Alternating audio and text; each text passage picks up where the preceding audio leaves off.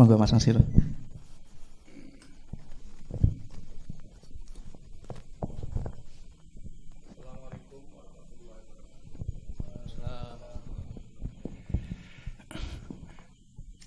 Pertama-tama kita panjatkan puja dan puji syukur kehadirat Ilahi Robbi yang mana pada hari ini kita masih diberi kesehatan, waras, wiris, wareg, wiris tidak tahu artinya itu.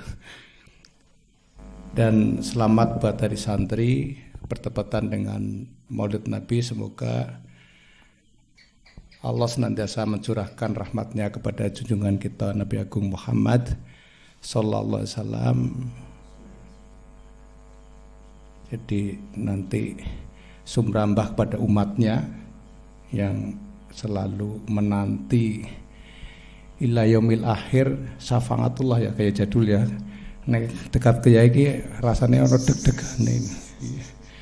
Yang saya hormati Kiai Jadul Maula, Mas Teguh, Mas Yusuf, Mas Nano, ada Nano Warsono, ada Mas Andi Amrullah dan para santriwan dan santriwati. Mas Tovan, jadi sebenarnya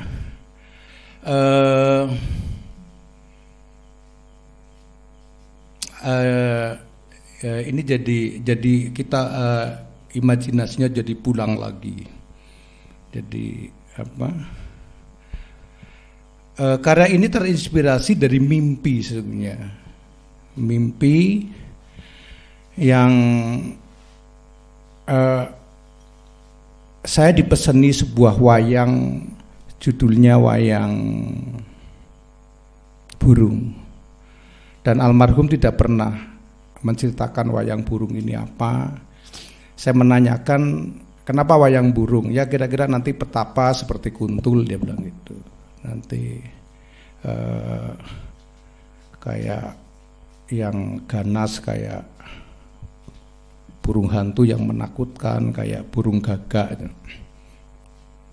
Uniknya beliau pesen bukan ngasih DP, tapi setiap minggu itu datang. Ada uang enggak Kang? Ada 100, 200. Iya. Aku iya. Tadi lu ini kok enggak pakai DP ya Pak? Almarhum. Iya. Pada saat saya betul-betul diguncang, mungkin pernah ingat bahwa ya mungkin kekeliruan saya ataupun mungkin cobaan saya. Jadi pada waktu itu saya selalu dikritik terus itu, berbulan-bulan. Semuanya teman datang, tetapi almarhum itu hampir setiap minggu datang dan mengambil haknya. Tidak melihat karya yang saya garap, tetapi ya 300, 200 tergantung saya was ada. Enggak, itu belum mimpi. Dan enggak masuk, selalu di jembatan.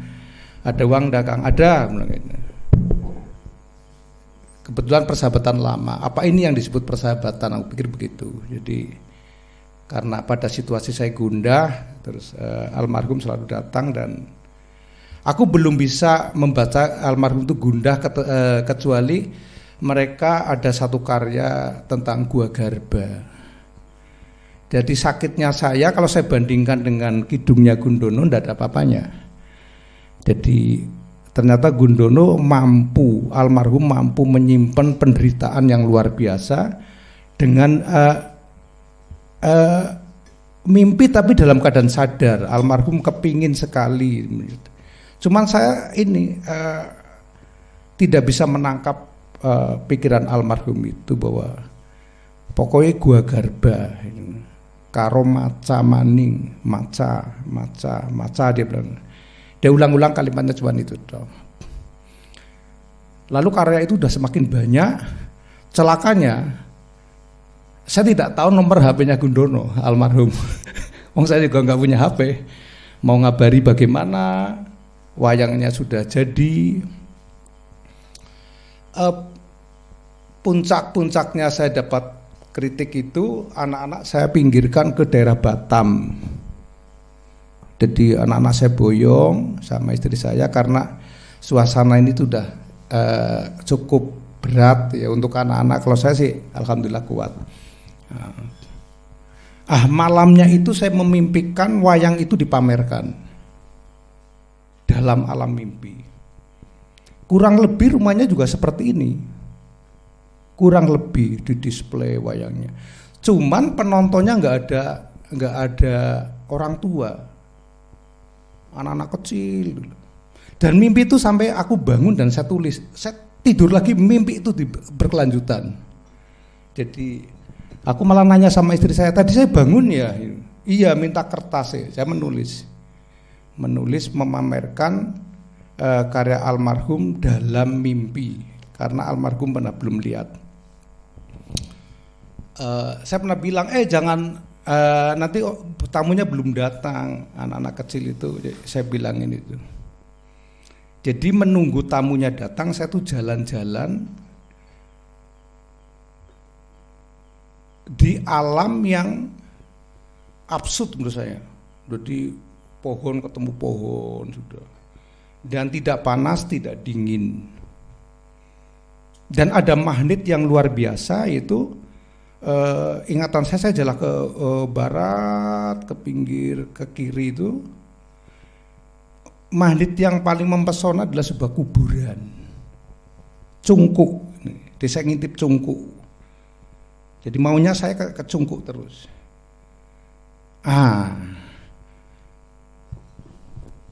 Perempuan ini menggoda, cantik, menggoda. Akhirnya saya belok. Sebelah kanan tuh ada kayak orang tua tetapi samar.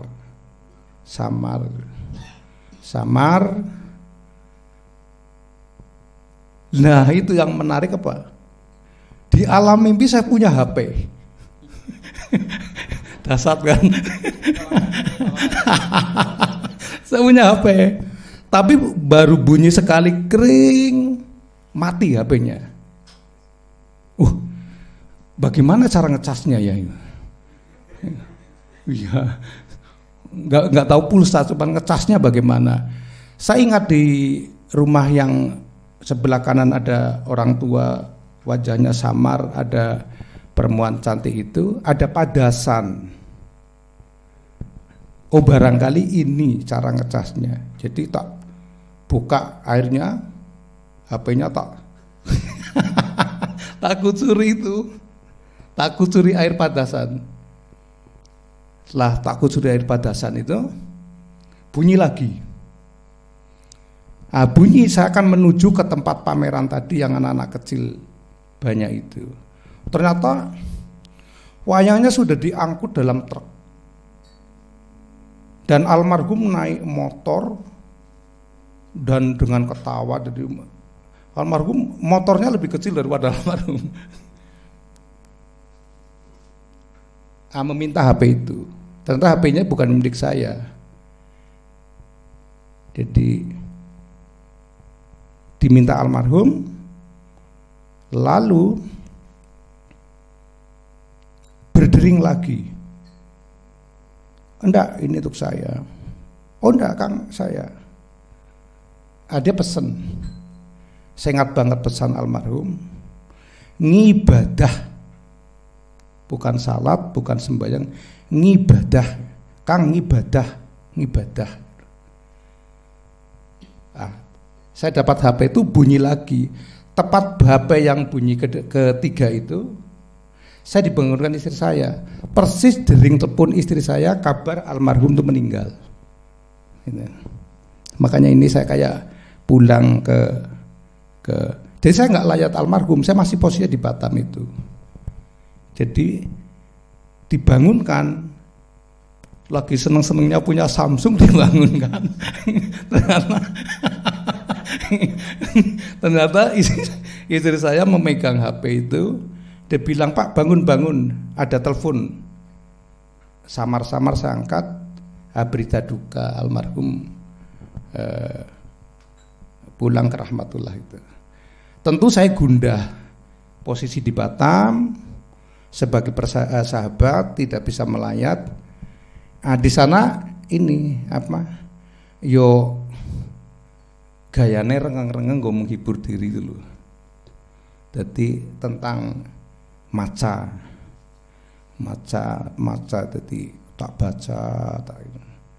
Dongannya saya juga ngibadahnya cuman beda dengan Kiai Jadul ini. Allahumma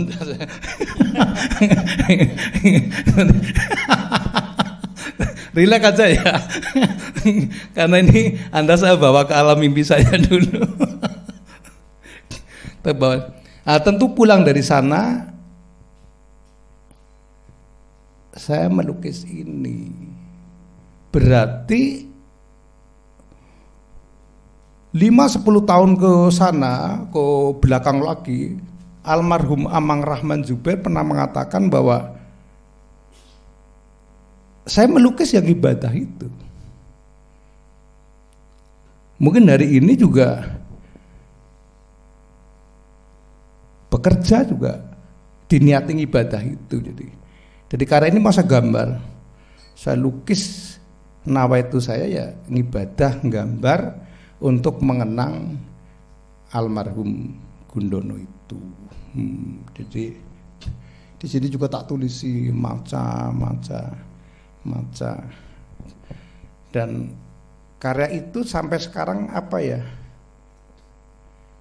Ada apa ya? Ada kedekatan nih itu loh. Kalau saya mendengar kidungnya Gundono maca, ya saya kayak membayangkan Gundono itu hadir ada itu loh.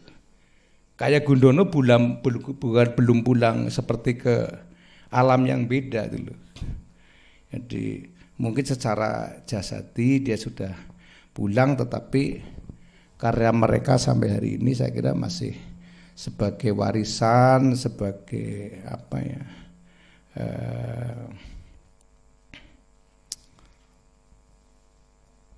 Ya ruang untuk belajar lagi. Cuman pada waktu itu saya gambarkan kurang lebih almarhum ini kayak Semar itu. Semar. Karena Semar ini sebuah karya yang sangat Indonesia, jadi ben kepalanya tak kayak merah putih. Bebas kok gambar-gambar orang persis ya ben. Jadi kira-kira seperti itulah ya, gambaran tentang karya ini. Dan karya ini loh, di pandemi hari ini pun masih punya pesona ini. Jadi iman kita betul-betul di ini. Ada yang nawar, loh ini pandemi lagi nih. Tapi enggak. Jadi apa ya? Ya sebagai tanda persahabatan ya. Bisa saya ibadah lewat bahasa gambar, almarhum bisa mengkidungkan yang sampai hari ini saya kira sampai kapanpun saya yakin karya Gundono akan banyak menginspirasi. Apalagi tadi menarik sekali. Jadi tadi saya krisik-krisik sama Kiai Jadul ini. Kesan yang saya tangkap kan merespon lukisan ini. Les bumi yang ada di Bangkalan. Entah itu. Aku udah kadung GR. Entah. Tadi saya kira itu hanyut dalam kidung-kidung Gundono. Batinnya resmi Bangkalan enggak. Kira-kira begitu Mas Topan ya.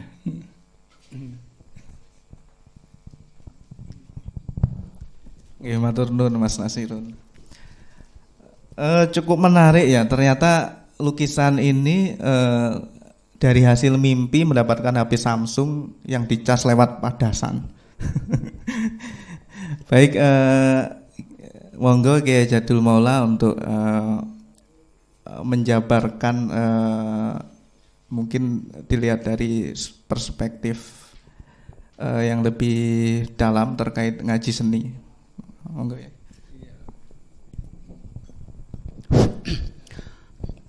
Assalamualaikum warahmatullahi wabarakatuh. Selamat malam ya, salam sejahtera untuk kita semua. Ya, saya juga bersyukur ya malam hari ini pada akhirnya niat untuk ngaji seni rupa ya bersama Kiai Nasirun ini sudah lama sebetulnya, sejak bulan Suro kalau nggak salah ya, sejak bulan Suro gitu. Tapi terus kok bulan Suro nggak nyaman, terus bulan Sapar kok memulai sesuatu gitu, udah bulan Mulut. Alhamdulillah ya, alhamdulillah akhirnya pada malam hari ini bisa terlaksana ya, kita melahirkan sebuah niat ya untuk nambah kurikulum kepada teman-teman di sini ya. Nambah kurikulum di sini bentuk produk ngaji yang berbeda dari sebelumnya ya. Jadi kita biasanya sudah punya forum ngaji Dewa Ruci ya malam Rabu gitu. Nah, kita ingin nambah malam Minggu ini ngaji seni gitu ya. Namanya Bimo Seni namanya. Apa Pak Bimo Seni ngono kowe.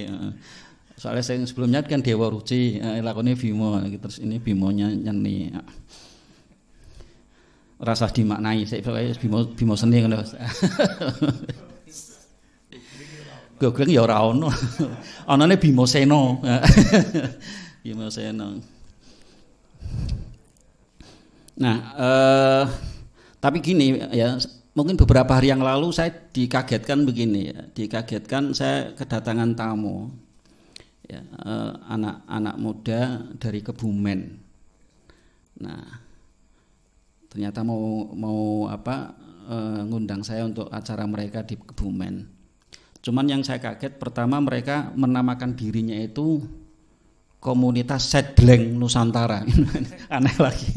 Sedleng, saya nggak tahu. Ini saya tanya mereka juga nggak tahu artinya. Pokoknya beri nama gitu aja. Gitu. jadi memberi nama gitu. Nah, tapi saya gali mereka punya rumusan, ternyata ya dalam juga ya. Mereka punya bikin logo lambang dan memberi makna lambangnya itu, saya kira bagus sekali ya, dalam sangat spiritual dan seterusnya itu budaya. Nah, ternyata mereka datang juga mau ngajari saya, dan ini terus kayak membantu saya mendefinisikan ini ya, format ngaji ini. Jadi mereka bilang begini ya, kami ini ngaji dalam 3 bahasa. Nah, saya bilang gitu. Kajian Anda gimana? Ya kami ngaji dalam 3 bahasa. Maksudnya gimana 3 bahasa itu? Bahasa Korea, bahasa Jepang, bahasa Cina, bahasa Inggris, bahasa Arab. Ternyata enggak. Yang pertama dia bilang bahasa Al-Quran. Nah, dan dia enggak terjemah, monggo diterjemahkan sendiri pokok maksudnya. Jadi bahasa Al-Quran artinya kajian-kajian yang ya kira-kira bersumber dari Al-Quran, ke kajian agama dan seterusnya itu. Kira-kira kalau saya nangkap gitu. Yang kedua bahasa kemanusiaan. Nah, dia bilang gitu. Bahasa kemanusiaan. Ya, bahasa kemanusiaan. Dia juga enggak menjelaskan lebih detail ya, bahasa kemanusiaan ya mungkin ya kajian sejarah ya, mungkin ya kajian ya ilmu-ilmu kemanusiaan lah ya, ilmu kemanusiaan, ngaji ilmu sosial ya, ngaji mungkin perkembangan budaya dan seterusnya itu. Nah, yang ketiga itu bahasa teknologi. Bahasa teknologi lagi. Nah, supaya apa? Supaya anak-anak muda itu juga tidak tidak tertinggal oleh peradaban. Tidak sampai ke bawah mimpi HP-nya itu. Tidak sampai ke bawah mimpi, sampai nggak ngerti nyalain, dan anehnya nyalanya dipakai air. Keren banget loh mimpinya itu, tenan. Nah, loh, saya terus membatin loh, ini anak-anak ini sebenarnya membantu saya mendefinisikan yang sedang kita ini ya, di sini gitu. Jadi terus saya juga nemu, oh berarti ngaji Dewa Ruci itu karena itu isinya itu ya dalam bahasa mereka ini bahasa Al-Quran kan gitu ya. Jadi artinya kita ngaji ya kitab-kitab ya, ngaji tafsir ya, seringkali ngaji tafsir gitu agama. Nah, yang kedua bahasa kemanusiaan ya mungkin malam ini nih ya. Malam ini kita Bimo Seni itu sebetulnya kita ngaji dalam bahasa kemanusiaan ya. Nah, di luar ini itu teman-teman tiap hari literasi digital itu bahasa teknologi. Loh,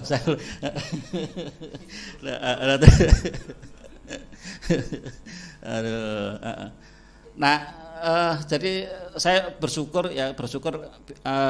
menemukan bahwa teman-teman sekalian pada malam ini kita dimulai yang ngaji Bimo Seni itu dalam produk kita ini mungkin ya ini forum kita ngaji ya bahasa kemanusiaan ya, ilmu-ilmu kemanusiaan gitu. Dan mulainya dari yang paling mudah menangkapnya dan mungkin lebih enak dinikmati ya, itu seni ya. Kalau yang kita kaji buku-buku baru filsafat, antropologi kan berat ya, tapi kalau kita menangkapnya bahasa kemanusiaan itu dalam wujud rupa seni berbagai bentuk, itu kita menangkapnya itu dengan lebih enak gitu, dan kita bisa diskusi sama dalamnya. Kalau kita bicara melalui buku-buku penelitian antropologi dan seterusnya itu ya. Nah, lebih lanjut sebetulnya proses ini juga kita perlukan dalam rangka mencari ini ya, ini bentuk lain ya. Kalau kita pas ngaji Dewa Ruci kan ketemu tafsir ya, naskah-naskah kuno itu kan mengarah ke jalan agama ya. Jalan agama itu maksudnya gimana? Maksudnya sebetulnya proses manusia untuk mendekat kepada Tuhan, tapi melalui jalan yang sudah ditentukan berdasarkan misalnya syariat ya. Ada syariat, tarekat, hakikat, ma'rifat ya. Itu kemudian menggunakan sumber-sumber Al-Quran dan seterusnya itu ya. Itu jalan orang mendekat kepada manusia, makhluk kepada Tuhan melalui jalan agama. Nah, yang dalam konteks ini kita di Pondok Kalopak kan namanya Pondok Budaya, pesantren budaya, dan kita sering ditanya apa itu jalan kebudayaan ya. Nah, ini kita sering mendiskusikan itu, dan saya membangun hipotesa ya. Sebetulnya jalan kebudayaan pun sebetulnya jalan untuk ya setiap makhluk, setiap ciptaan itu sadar atau enggak sadar, mau enggak mau pasti akan berjalan menuju ke penciptanya, kan pasti ya, sadar enggak sadar, mau enggak mau ya, itu pasti akan berjalan. Tapi di dalam jalan kebudayaan itu wilayahnya di wilayah kehidupan sosial, di wilayah kehidupan yang lebih luas ya, di alam semesta, dan jalannya itu ya mungkin mencari sendiri ya. Berdasarkan pengalaman sendiri ya, berdasarkan apa. Jadi mulainya tidak dari teks gitu ya, mulainya tidak ya, bisa dari teks ya, mungkin terinspirasi ya dari ayat Al-Qur'an, ajaran agama mungkin ya, kayak Nasirun sering terinspirasi dari doa berkaca itu. Lukisannya Nasir itu banyak isinya doa berkaca ya. Allahumma kama ahsanta khalqi fahasin khuluqi, sampai apal saya kira.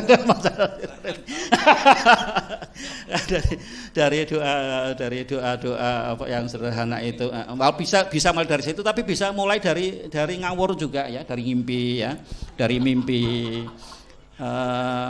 mungkin dari pengalaman sehari-hari. Pengalaman sehari-hari, pingin punya HP nggak bisa gitu, atau jadi karya gitu, atau naksir cewek atau cowok nggak bisa mengungkapkan, lalu ya dia banyak sekali mulainya dari semua pengalaman seseorang, dan jalannya itu juga nggak mulainya juga tidak dari manapun kita kalau yang jalan agama itu kan sudah banyak ahlinya, sudah banyak ditentukan garis-garisnya. Nah, jalan kebudayaan itu lebih belak-belok berliku. Saya lupa, tapi dulu kayak pernah baca itu pengertian ini ya, yang namanya Sirotol Mustaqim ya. Sirotol Mustaqim itu ada dua makna. jalan yang lurus itu ya. Makna pertama memang jalan yang lurus. Jadi kalau kita mau ke lurus ya tujuan ke situ ya langsung aja ke situ, cepet ya lurus Shiratal Mustaqim ya. Tapi saya pernah baca tapi lupa di mana dan ini saya nggak bisa mempertanggungjawabkan kok dikejar tapi saya sampaikan aja ya. Itu tidak jalan lurus itu dan mati lurus langsung sampai, tapi kemudian jalan untuk menuju tujuan yang sudah pasti itu bisa jalannya bisa melalui banyak jalan.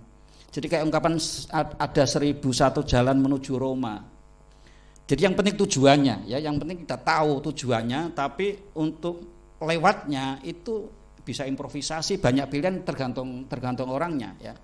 Jadi kalau kita sudah jelas mau ke Malioboro dari sini kan kita bisa lewat Bantul dulu, bisa lewat Sleman dulu, bisa langsung lurus lewat Kota Gede, terus bisa lewat jalur mana saja. Jadi bisa belok-belok, tapi kita yang penting sudah tahu tujuannya gitu ya, tujuannya, dan kemudian di tengah jalan kita bisa ada improv, ada apa gitu. Itu juga bagian makna dari Shiratal Mustaqim. Nah, mungkin makna yang kedua, mungkin makna yang pertama Shiratal Mustaqim yang lurus itu jalan agama. Shiratal Mustaqim yang kedua yang berliku-liku itu yang mungkin disebut juga bisa diberi pengertian jalan kebudayaan. Nah, dua jalan itu juga sebenarnya bisa saling ya pada akhirnya ya orang yang meniti jalan agama itu pasti akan ketemu jalan kebudayaan, itu pasti nggak bisa ya. Kalau kita ngaji kitab fikih gitu ya masih akan ya di samping ketemu bab ibadah, bab toharoh, bersuci, itu pasti akan ketemu bab muamalah ya, soal jual beli, soal pergaulan ya, soal pinjam meminjam, soal pemerintahan, soal ekonomi, dagang dan seterusnya. Pada akhirnya akan ketemu itu juga ya, pasti akan ke sana. Nah, dengan demikian juga jalan kebudayaan orang mulainya tidak mungkin, bahkan mulainya dari tidak percaya agama mungkin ya, atau tidak mengandaikan agama itu penting. Pokoknya saya dari pengalaman, dari perasaan, dari gagasan sendiri, dari imajinasi dan seterusnya itu, toh pada akhirnya juga pasti akan bersinggungan, akan ketemu dengan jalan agama. Jadi ini pemilahan jalan agama dan jalan kebudayaan itu hanya kategori untuk untuk kategori kita membedakan, tapi pada prakteknya itu bisa saling silang ya, saling ketemu di tengah jalan atau di awal jalan atau di ujung jalan. Nah, termasuk yang bisa kita dalam hal ini sebenarnya kita ngaji tentang Slamet Gundono ya, membaca Slamet Gundono, membaca kidungnya, tembangnya atau nyanya tentang Maca Maning, dan juga yang digambar oleh Kiai Nasirun itu yang judulnya juga Gundono ya. Itu ternyata juga sama ya. Nanti Mas Yusuf, saya membaca bukunya Mas Yusuf tapi belum khatam Mas. Ya, proses perjalanannya ya, mulainya dari mana. Tapi kalau saya lihat kan mulainya walaupun tapi saya nggak tergambar kuat latar belakang santrinya. Saya belum baca tuntas ya. Tapi yang tergambar di bukunya Mas Yusuf itu ya dari proses keluarga, dari proses di kampungnya, pergaulannya ya, dan seluruh perjalanan di dalam tradisi di lingkungannya itu ya. Nah, tapi pada akhirnya kalau kita membaca tembangnya yang maca itu sama ya. Jadi ternyata jalan kebudayaan itu juga pada akhirnya bersinggungan dengan jalan agama ya. Jadi maca itu kan ini terjemahan dari surat Iqra kan ya, Iqra. Dan heran juga saya kok malam Rabu kemarin loh, nggak sengaja improv kok. Yo ngaji itu bacanya tafsir Iqra loh. Wah ya Allah, saya belum ya. Nah, ini enggak kebetulan tapi enggak mungkin kita diskusikan semua di sini ya.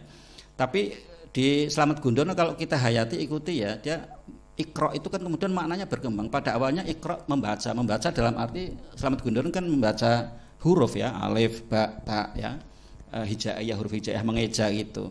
Tapi kemudian ditembang kali maca terus membaca tidak hanya huruf ya, tapi kenyataan peristiwa-peristiwa sosial ya, tentang lingkungan, tentang politik, tentang orang-orang yang terlantar, orang-orang yang terpinggirkan, itu mesti dibaca. Dan pada akhirnya membaca diri sendiri, ya, membaca diri sendiri, ya. Dan puncaknya ternyata di dalam kidungan itu, nah, ya, di dalam kidungan itu yang membaca diri sendiri itu siapa pada akhirnya? Dan Slamet Gundul kan pada akhirnya ketemu, ya, pada akhirnya ketemu Sang Maha Dalang, ketemu, ya. Jadi yang membaca diri sendiri, tapi ketemunya sebetulnya bukan dirinya, tapi ada dia pada akhirnya kan bersyahadat, ya. Pada akhirnya dia bersyahadat, dibuka dengan syahadat, bersaksi, ya, tiada Tuhan selain Allah dan tiada utusan selain Nabi Muhammad, ya. Jadi bersaksi Nabi Muhammad utusan Allah, dan itu melalui ajaran Nabi dia sampai kepada Tuhan, dia sampai pada kesaksian, ya, kesaksian, ya. Nah ini hadir dalam mimpinya malah juga nasihati Nasirun kan untuk ngibadah. Ya. Nah ini puncak perjalanan jalan kebudayaan juga ujungnya berkarya ibadah, ya. Loh kan jadi jalan agama, ya, jadi ketemu, ya. Jadi ketika berkarya, mau bergerak, menggambarkan sesuatu, ya, dimulai dari garis dan seterusnya, itu kok sampai kemudian siapa yang dibalik ini semua, yang menggerakkan ini semua, gitu, ya. Nah orang selalu ketika itu digali di dalam, dibaca terus menerus, tapi ternyata ketemu bukan kita, gitu loh, tapi ada yang lebih tinggi yang kemudian menjadi dalang dari segalanya, dan itu ternyata ketemu jalan Slamet Gundono ditembangkan itu, ya. Nah yang digambarkan Nasirun juga ternyata dengan cara lain juga sebetulnya bisa sampai ke sana, ya. Ini Nasirun ini saya tuh ingat Mas Agus Sunyoto almarhum, ya.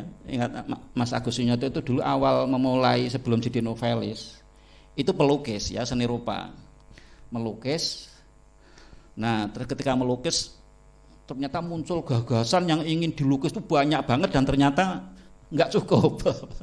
Kanvasnya itu nggak cukup, ya, nggak cukup. Nah, kemudian akhirnya diganti novel, ya, ditulis jadi bentuk novel, lahir banyak sekali buku-bukunya itu. Nah, Nasirun sama juga sebenarnya, banyak disampaikan tapi nggak mungkin menulis novel.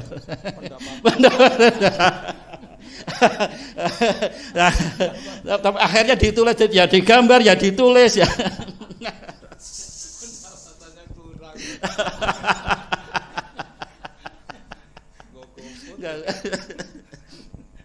Ya. Nah, itu jadi antara tulisan maca dengan yang digambar itu, ya, saya bayangkan, ya, itu maca dari mulai huruf sampai maca situasi, maca diri, dan membaca Slamet Gundono, dan ternyata kita enggak di dalam Slamet Gundono juga macam-macam ini, ya. Ono Petro, ono orang yang bertapa, wah macam-macam isi. Jadi kemudian Slamet Gundono itu menjadi mikrokosmos yang di dalam dirinya itu juga sebetulnya banyak sekali daya-daya, banyak sekali mungkin ya alam semesta ini pada akhirnya ada di dalam diri manusia, dan digambarkan pada akhirnya Slamet Gundono juga nunjuk, ya, bukan aku, ya, aku itu adalah dia, gitu, ya. Aku itu adalah dia. Kalau ingin tahu aku, lihatlah dia. Kalau kamu lihat dia, akan kelihatan aku, ya. Jadi ini nyambung, ya. Jadi ini nyambung, ya, jalan agama, jalan kebudayaan, dan itu yang terjadi pada Slamet Gundono melalui proses yang berliku. Mas Yusuf lebih paham, ya, jalan kebudayaan itu berlika-likunya sedemikian rupa, ya. Seorang yang mendalami jalan agama pun sebetulnya dia menemukan melalui jalan kebudayaan aja, tapi tidak diekspresikan, tapi dia memilih pakai bahasa-bahasa, ungkapan-ungkapan yang sudah bisa diverifikasi berdasarkan sumber teks, gitu loh, ayat Al-Qur'an. Tapi kemudian orang yang di jalan kebudayaan dia lepas, tidak berpijak dari itu, tapi dia bertumpu pada penggalian di dalam dirinya sampai ketemu. Yang ketemu, nah, yang repot itu kalau nggak sampai ketemu, meniti jalan kebudayaan itu juga resiko tersesatnya besar ya. Resiko tersesatnya besar, walaupun juga jalan agama bukan berarti tanpa resiko tersesat juga ya. Karena pada akhirnya baik jalan agama maupun jalan kebudayaan itu pada akhirnya di dalam diri manusianya sendiri juga ya. Jadi prosesnya berliku, dan inilah teman-teman ya mungkin yang bisa saya sampaikan ya, antara jalan agama, jalan kebudayaan saling bersinggungan, dan itu bisa kita lihat di dalam prosesnya Slamet Gundono yang di dalam yang kita kenal ya melalui karya-karyanya maupun yang digambarkan oleh Kiai Nasirun itu di dalam lukisan yang judulnya Gundono ya. Dan saya surprise malam ini, dan ternyata yang dibawa ya Mas Nasirun untuk ngaji pertama lukisan Gundono, saya juga kaget karena saya pribadi sebetulnya masih merasa punya hutang ya, masih punya hutang dalam Gundono untuk apa? Untuk mendalang wayang kulit Purwo. Ketika kita di sini mau mengadakan 500 tahun Sunan Kalijogo yang 2011 itu, dalang yang pertama kali saya datangi itu Mas Slamet Gundono. Saya datangi di mana? Mojosongo ya, di Mojosongo itu saya ketemu, terus dia waktu itu baru bikin komunitas dalang Sunan Kalijogo apa ya, dalang muda itu mau menggunakan itu. Tapi begitu sampai di sini lihat reaksi dalang-dalang Jogja begitu rupa, beliau mundur. Udah jalan Jogja saja gitu. Nah berikutnya pas 2013 kok ya saya nggak jadi, pada akhirnya sampai menjelang ini ya. Mas Slamet itu pentas di sini 2 atau 3 kali, mulai dari wayang suket sampai terakhir beliau sendiri yang datang ke sini telepon, saya pinjam tempatnya saja untuk pentas wayang air itu ya, wayang air itu. Pokoknya saya tinggal minta izin tempatnya aja, dia udah menyiapkan semuanya. Dan di luar dugaan ternyata itu pertunjukan pamitan, karena sebulan atau 2 bulan setelah itu beliau meninggal ya Allah. Sampai beliau pamitan, dan saya waktu itu juga di luar kota ya. Jadi sehingga tidak bisa layat, dan ya cuman kirim doa lewat tahlil ya. Dan oleh karena itu malam hari ini saya mohon ya teman-teman hadiah Fatihah ya, kita mendiskusikan beliau bersama-sama untuk mendoakan mudah-mudahan ya Mas Slamet Gundono amalnya ya diterima semua oleh Allah ya, diampuni segala dosanya, segala kesalahannya, dan mendapatkan tempat yang nikmat, tempat yang indah, tempat yang luas ya, tempat yang merdu di alam kuburnya, semerdu suara beliau, dan semua karya-karya ini bisa menjadi amal jariyahnya beliau ala hadhihi niyah wa ala kulli niyatin sholihah. Al-Fatihah. A'udzubillahi minasyaitonir rajim. Bismillahirrahmanirrahim. Alhamdulillahirabbil alamin. Arrahmanir rahim. Maliki yaumiddin. Iyyaka nasta'in. Ihdinas siratal mustaqim. Shiratal ladzina an'amta 'alaihim ghairil maghdubi 'alaihim waladdallin. Terima kasih. Demikian. Assalamualaikum warahmatullahi wabarakatuh. Nggih, matur nuwun Romo Kyai Jadul. Cukup menarik ya teman-teman. Romo Kyai Jadul itu memaparkan atau menjabarkannya dengan istilah moco yang diambil dari tembangnya dari Ki Slamet Gundono. Moco yang bisa semacam perspektif yang bisa lebih luas lagi, yaitu dari pembacaan lewat Iqra, kemudian jalan kebudayaan, bisa menjadi semacam kayak fase cermin kita bersama-sama. Baik, untuk mempersingkat waktu, saya akan buka sesi tanya jawab kepada para hadirin semuanya, yaitu untuk 3 penanya pertama, silahkan monggo. Oh, ya, sebelum sesi tanya jawab, ya, kami meminta kesediaan dari Mas Yusuf, kemudian ke Mas Teguh untuk menambahkan atau mungkin berbagi cerita tentang Mas Slamet Gundono, mungkin bisa dari pengalaman pribadi atau seperti Mas Yusuf mungkin pengalaman dalam berkarya untuk tulisannya. Monggo Mas Yusuf, kami persilahkan.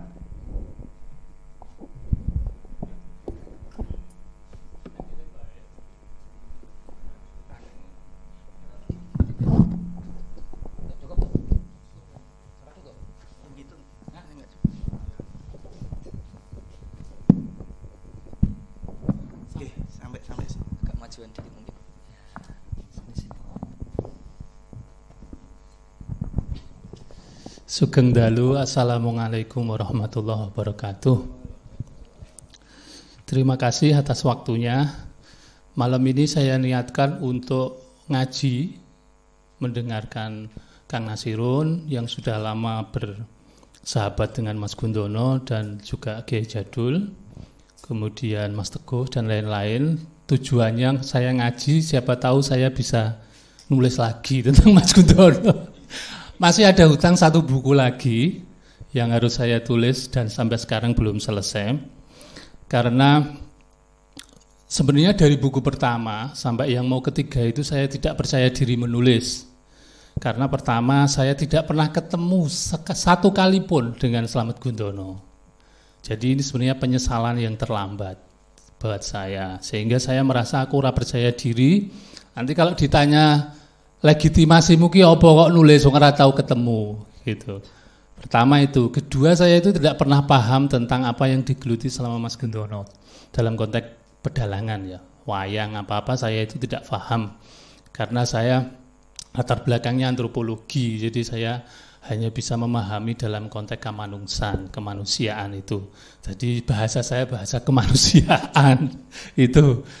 Nah, itu yang pertama. Yang kedua, Kang Nasirun cukup berbahagia karena beliau dimimpikan atau diimpeni sama Mas Gundono atau pernah ketemu di alam mimpi.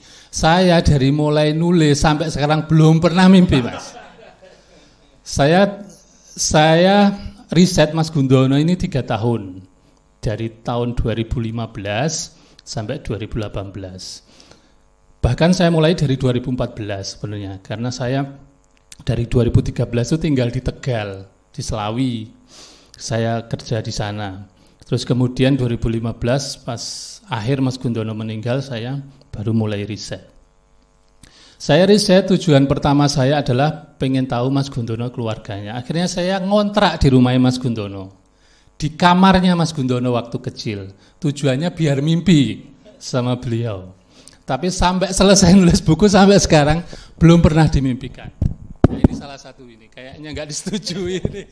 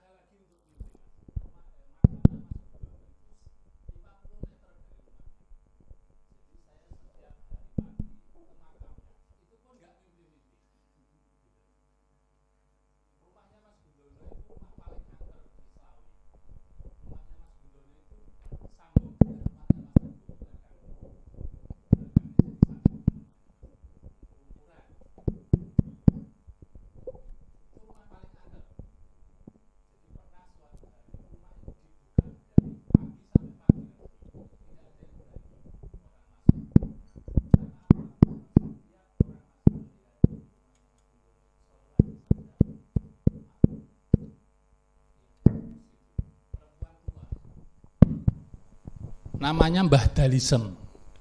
Katanya kakaknya, adik ya kakaknya Mas Gundono namanya Budi Gunarse itu, yang nunggu di situ Mbah Dalisem.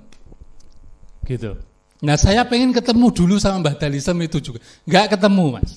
Maksud saya ketemu Mbah Dalisem, nanti siapa tahu saya dijak ketemu sama Mas Gundono. Enggak juga ketemu. Nah, karena ukur-ukuran dengan rumahnya Mas Teguh, itu konon Mbah Dalisem itu seling kunjungan bolak-balik ke rumahnya Mas Teguh, ke rumahnya Mas. Jadi dua-dua rumah ini sebenarnya diangkerkan, gitu. Ya, sampai sekarang saya juga nggak ketemu. Dua hal itu yang membuat saya nggak percaya diri sebagai menulis biografinya Mas Gundono ini. Jadi Mas Nasirun cukup beruntung.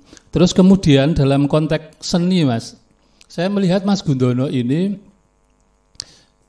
ada kegundahan yang beliau rasakan. Beliau memang datangnya dari seni karena lulusan pedalangan.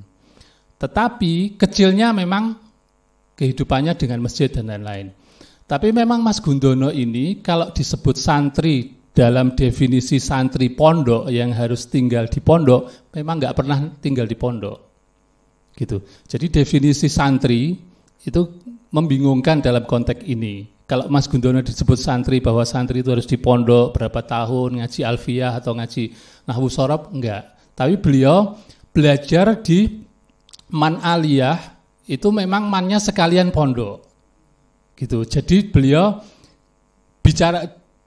sering bilang, ya aku ya santri. Tapi mungkin konteksnya saya sekolah di pesantren, yang jadi satu SMA-nya dengan pesantren. Gitu, santri kalong, beliau nyebutnya santri kalong, gitu. Memang gitu. Terus kemudian kalau santri, definisi santri itu harus tinggal di pesantren, ngaji di pesantren, yang pesantrennya itu seperti pesantren sekarang, di tembok semuanya pesantrennya, nggak kayak di Kaliopak ini kan nyampur dengan penduduk. Itu juga nggak disebut santri beliau, karena babakan Lebak Siu itu ya sudah di tembok begitu dan sudah modern. Kalau dalam konteks itu Mas Gundono enggak disebut santri. Gitu. Hanya beliau karena di aliyah belajar agama, terus kemudian sekalian pesantren ya pesantren. Gitu. Kalau dari sisi itu beliau enggak percaya diri juga saya lihat. Yang lebih kuat adalah karena beliau seni, karena dia pedalangan, itu saja. Nah, ini dalam perjalanannya saya lihat itu yang membuat beliau dalam tanda kutip tidak percaya diri ketika masuk atau memperkenalkan diri menjadi santri, misalnya mau di pesantren, pentas di pesantren atau bertemu dengan kiai atau apalah. Karena pertama kali kesan yang muncul di beliau adalah dia seniman, pedalangan, begitu. Jadi ketika 2011 di sini ditolak, saya memahami itu karena frame-nya orang adalah dalang. Dan dalang umumnya suka dengan perempuan, istrinya lebih dari satu, kehidupannya macam-macam begitulah. Jadi santrinya ketutup dari sisi itu. Sehingga kesannya yang lain adalah, ya suaranya apik, iso ngaji, berjanjian ya iso, misalnya begitu. Tetapi iki sing marai dadi kayak gini kan karena beliau sekolah di pedalangan. Jadi ini kegundahan ini yang saya lihat dalam proses kehidupan berkebudayaan Mas Gundono. Itu beliau, aku ki arep ndunungke sakjane. Kalau saya melihat loh, ya jalan kabudayaan ki ya jalan agama gitu loh. Karena orang Jawa dulu agama ki budi ki agama, budaya. Kabudayaan itu kabukten kan begitu. Sebenarnya beliau saya lihat pengen mendunungkan ini, pengen menjelaskan ini ke masyarakat. Tetapi ketika masyarakat sudah terpolarisasi dengan sistem pendidikan yang sudah terpisah-pisah, agama, kamanungson ki mlebune ning humaniora itu ada sejarah, ada sastra, ada antropologi, ada arkeologi, macam-macam. Wah, susah meneh dadi. Ya, proses itu yang saya lihat gundahnya Mas Gundono, ya wis karena itu sakjane agama kabudayaan kuwi sakjane nek wong Jawa dadi siji, ya wis kuwi tak rengkuhe dhewe wae. Nah, Elizabeth itu pernah saya tanya, ya Gundono ki jagat. Jadi kita itu sulit mau memisahkan jagat yang masuk neng Gundono apa Gundono neng mlebu jagat. Itu yang agak memisahkan dalam konteks spiritual, itu yang paling susah. Itu terus kemudian kalau saya menyoroti Kiai Jadul tadi tentang santri itu juga seperti itu Mas Jadul, bahwa mungkin ada perlu redefinisi sosok kesantrian seseorang dalam konteks seni.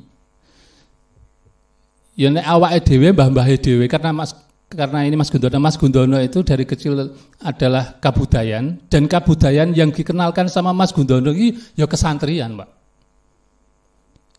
Dengan Mas Teguh ini ya turunin yang masjid gitu loh. Dan itu kabudayaan santri ya turunin yang masjid, yang langgar gitu loh. Malamnya nyuri telur gitu loh untuk masak misalnya gitu. Aja dicerita guys gue dengan Mas Teguh nyolongnya gitu. Tapi itu jalan kebudayaan kesantrian itu. Telurnya bapaknya sendiri sih, mbahnya. Karena beliau dari kecil meninggal sama bapak ibunya. Nah, kebudayaan seperti itu yang di dunia modern wis dihukumi beda. Ini yang menjadi kegundahan. Wayang burung itu sebenarnya kan kalau tahapannya Mas Gundono itu kan 4 unsur bumi itu, tanah, api, udara, dan satunya air, itu kan sebenarnya mau dijadikan satu. Wayang tanah sampun, dulu pentasnya di Mbah Prapto, wayang tanah, Sinta jahitan tanah itu. Wayang air sudah di sini, gitu kan. Wayang udara sudah dulu di Kampung Sewu di Solo. Wayang udara sing urung. Yang terakhir itu belum. Nah, wayang burung itu sebenarnya prototipe untuk wayang udara, Mas. Nah, Mas Gundono pengen menggabungkan 4 unsur alam itu di puncaknya. Karena sefaham saya, ya hawa ki ya nafsu ki ya hawa gitu. Dan itu ujungnya di udara. Sisi spiritualnya itu. Tapi keburu beliau ya ruh kuwinya akhirnya wayang burung itu ujung dari spiritual beliau sampai ruh ki udara ya saya kira sedo beliau Mas. Karena wayang burung itu. Nah, kemudian wayang burung itu sudah jadi dengan buat kemudian dipentaskan oleh ponakan beliau namanya Waluyo itu. Enggak ketemu Mas, frekuensi ini orang nyambung ya karena sudah Mas Gundono pun sedo ketemu keponakannya Waluyo dan urung matang tadi ya. Wah itu kalau saya membayangkan Mas Gundono menampilkan wayang burung udara itu dahsyat sekali waktu itu. Dan saya membayangkan waktu itu beliau mendalang, terus pas mendalang wayang burung udara itu sedo di situ. Wah jan. Gegiri sih menurut saya membayangkan begitu. Nah, saya kira itu yang bisa saya sambungkan. Lain-lainnya mungkin Mas Teguh nanti. Oh ya, tentang Semar. Beliau itu memang menyebut dirinya Semar. Dalam salah satu tembangnya di buku saya kedua itu yang berjudul Selawatu itu. Beliau menggambarkan bahwa dirinya tahajud. Pertama kali dia datang ke sebuah langgar itu enggak pernah dijamah orang sama sekali. Sepi di tengah kampung tetapi sepi. Terus kemudian enggak pernah dijamah orang, kemudian beliau sholat tahajud di situ dan ketika sholat tahajud dia kaget ketemu sama orang kok lemu, gemuk gitu. Tapi dia nyebut bahwa ya kuwi Slamet Gundono. Dia menyebut dirinya tentang dirinya di tembang Selawatu itu nanti mungkin bisa dicek di buku kedua saya itu. Nah, artinya bahwa Slamet Gundono menyebut dirinya Semar bukan berarti beliau memposisikan diri hebat, bukan. Tetapi sebenarnya, ya Mas Jadul bilang tadi, ya kuwi dudu aku saja nih. Wong aku teko, fisikku teko, tapi aku ketemu wong sing mirip aku neng langgar kuwi. Dan ketemunya di langgar yang sepi, Mas. Suatu saat saya pernah jalan mencari ke daerah Gumayun. Mas Teguh tahu, Gumayun itu Slawi ke barat, terus kira-kira ya 10 meter 15 kilo dari Slawi itu. Ketemu gurunya Mas Gundono, Mas Guru Silat. Guru silatnya. Jadi Mas Gundono zaman SMA itu belajar silat. Nah, dia enggak tahu belajar di situ malam, hanya setiap malam dia datang. Ketika datang ke sana ketemu gurunya itu hidup sendiri di sana di rumah itu dan gelap. Orang kampung taunya itu rumah kosong, tetapi setiap hari kalau ada orang tua di situlah Mas Gundono dikasih tahu temennya kalau ono guru silat nang kono. Nah, datanglah Mas Gundono ke sana. Nah, waktu ke sana Mas Gundono, si gurunya ini dia ngintip duluan. Karena pintunya tertutup, dia ngintip. Ngintip itu gurunya itu pakai jubah hitam begitulah. Gitu. Hitam terus akhirnya ketok-ketok masuk, enggak diajari silat Mas di sana. Ya supaya diajak ngobrol toh. Diajak ngobrol sampai sekali dua kali datang lah. Datang ke berapa kali? Tahu-tahu di luar tuh sudah ada polisi. Sudah ada polisi lah. Gundono diceluk sama Pak polisi itu. Karena polisi itu sebenarnya sudah mengintai dari beberapa hari Gundono diceluk. Dia nggak tahu polisi ini siapa. Loh, kowe Gun jebule? Jebule polisinya ini adalah saudaranya Slamet Gundono. Loh kok kowe tekan kene Gun katanya. Aku belajar silat Kang. Karo sapa? Ya karo Kang Kae. Terus kene delik-delik digawe ning kantor polisi Slamet Gundono ini. Ternyata gurunya ini adalah bos maling. Bos maling punya ilmu kesaktian. Gitu loh. Suatu saat tak cari, Pak. Tahun 2016 itu saya cari masih hidup. Dan dia cerita dulu dia itu preman di Jakarta zaman Tanjung Priok itu dulu. Zaman Tanjung Priok dia ikut di sana, pulang akhirnya ke Tegal. Melarikan diri karena dicari-cari polisi. Nah, Langgar itu ada di sana. Saya lihat. Dan Gumayun itu kampung yang kalau di sini itu di Seragen itu apa tempat ciu itu? Tempat produksi ciu Seragen itu. Mbekonang. Jadi Mbekonangnya Tegal Slawi itu Gumayun itu. Jadi di sana. Nah, saya pikir Mas Gundono ketika menulis tentang Selawatu itu adalah ya Selawatu itu ya gurunya itu. Dan beliau adalah yang datang ke sana ya dia ya belajar, ya dia ya Semar, ya dia ya mungkin mencari dirinya sendiri. Saya kira itu tambahan dari saya. Matur nuwun. Assalamualaikum warahmatullahi wabarakatuh.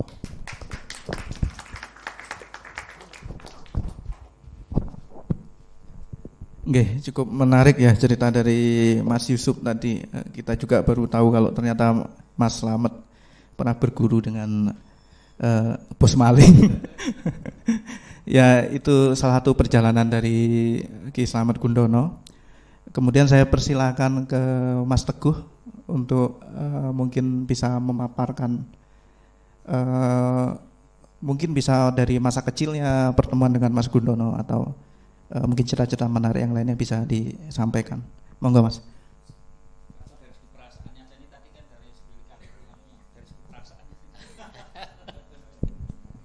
Iya, matur nuwun.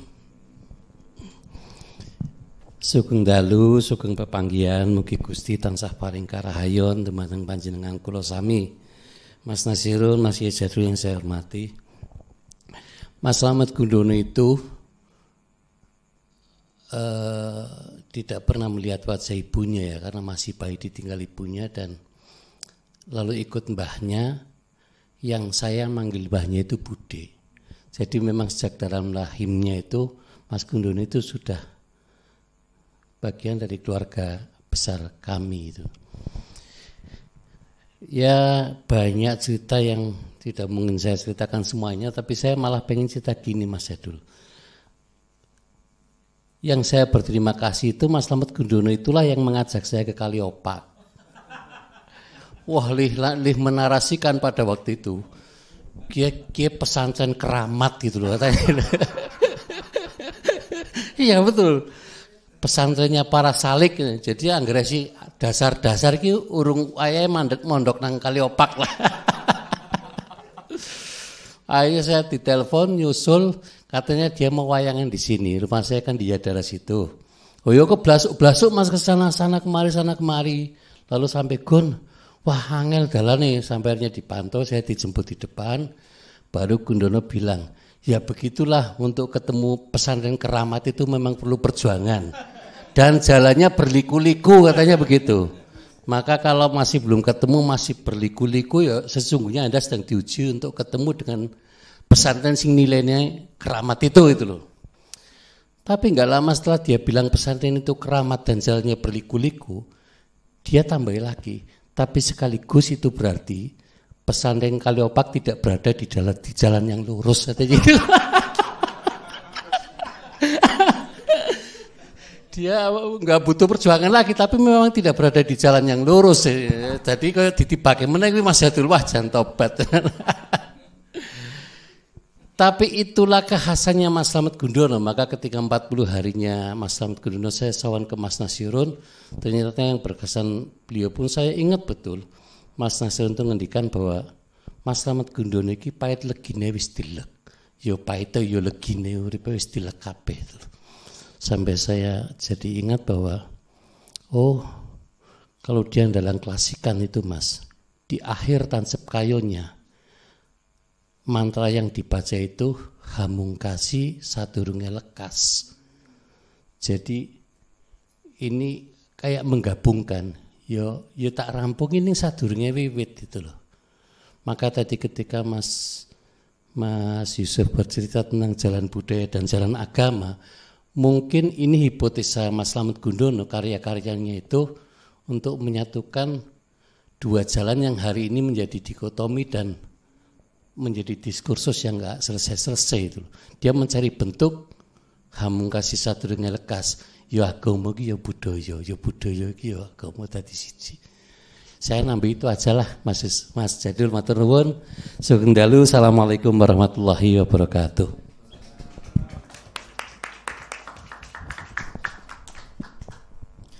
Nggih, matur nuwun Mas Teguh.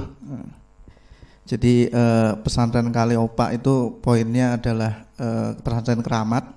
Kemudian yang kedua belum berada di jalan yang lurus.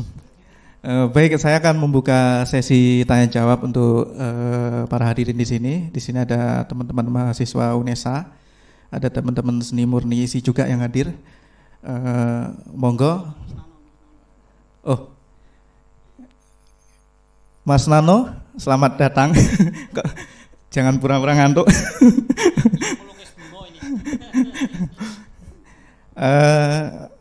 Monggo Mas Nano bisa merespon mungkin dari karya Mas Nasirun.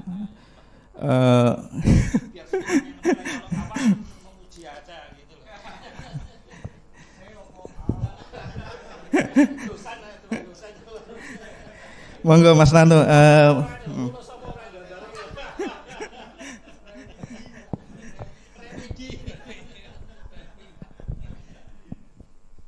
Maju mawon Mas. Assalamualaikum warahmatullahi wabarakatuh. Rahayu, selamat malam semuanya. Agak susah ya dengan para kiai gitu. Saya harus menelaah karya seninya dari mana gitu ya. Karena saya masih tatarannya itu kalau dalam masih syariat gitu, dalam seni. Agak susah gitu untuk memahami. Iya itu. Mungkin masih secara itu semakin ruwet itu semakin semakin mencapai puncaknya itu semakin klimaksnya, titik puncaknya tinggi gitu. Jadi gini ya, kalau mungkin tanggapan saja dari saya ya mengenai Pak Slamet Gundono atau ciri khas seniman-seniman Indonesia yang lain atau khususnya di Jawa ya gitu. Jadi kalau saya lihat dan mungkin sedikit amati gitu, memang kecenderungan seniman sebagai makhluk spiritual itu sangat tinggi di Jawa atau di Indonesia. Ini tentu saja membedakan dengan seniman-seniman di Barat. Itu pengalaman saya sendiri sih, mungkin bagi teman-teman yang lain bisa berbeda. Tetapi yang saya alami seperti itu, dan kecenderungan untuk seni sebagai jalan spiritual itu bagi seniman-seniman dari Jawa khususnya sangat tinggi gitu. Jadi ketika melukis itu bukan pencarian estetika atau artistiknya saja, tapi lama-kelamaan itu mencapai titik kulminasinya itu udah mencari sesuatu yang di luar dirinya dan akhirnya harus membaca dirinya gitu. Ini agak complicated sih, tapi bagi saya itu kecenderungan itu sangat banyak, dan memang basic seni rupa atau seni yang dikembangkan di Indonesia mungkin sedikit berbeda dengan perspektif di Barat gitu. Estetikanya mungkin juga berbeda. Jadi kalau saya harus menilai atau membaca karya Mas Nasirun gitu, harus memasuki ruang-ruang yang lebih dalam gitu. Ada basic kejawennya, ada basic santrinya, itu kan nggak bisa kalau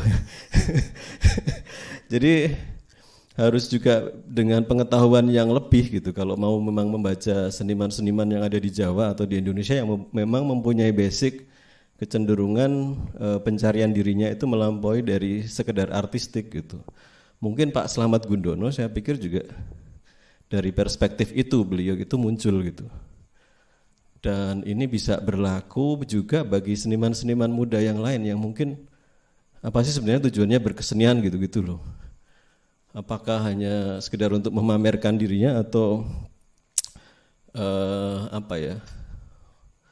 menciptakan benda-benda artistik saja gitu, atau memang lebih dari itu. Tentu saja yang bagi teman-teman yang punya basic nyantri misalnya di sini ya mungkin lama-kelamaan mengidolakan Mas Nasirun, tetapi lama-kelamaan juga akan mencari dirinya sendiri misalnya gitu.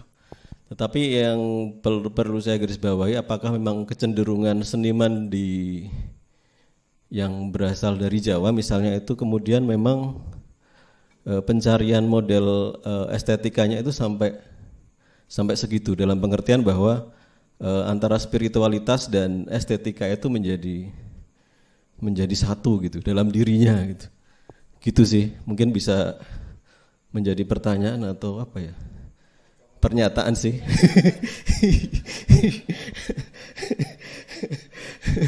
Ya mungkin berbagi gitu aja ya teman-teman. Terima kasih Mas Nasirun dan Kiai Jadul, dan juga saya kembalikan ke Mas Topan. Monggo. Wassalamualaikum warahmatullahi wabarakatuh. Oke, matur nuwun Mas Nando. Ada ini tuh pesan dari ini ya ke teman-teman terutama yang punya basic seni rupa. Itu tadi ada beberapa pertanyaan yang sepertinya menjadi PR teman-teman nih, yang terutama berkecimpung di seni rupa ya. Berikutnya saya mulai buka sesi pertama untuk 3 penanya. Monggo saya persilahkan teman-teman untuk merespon tema malam ini.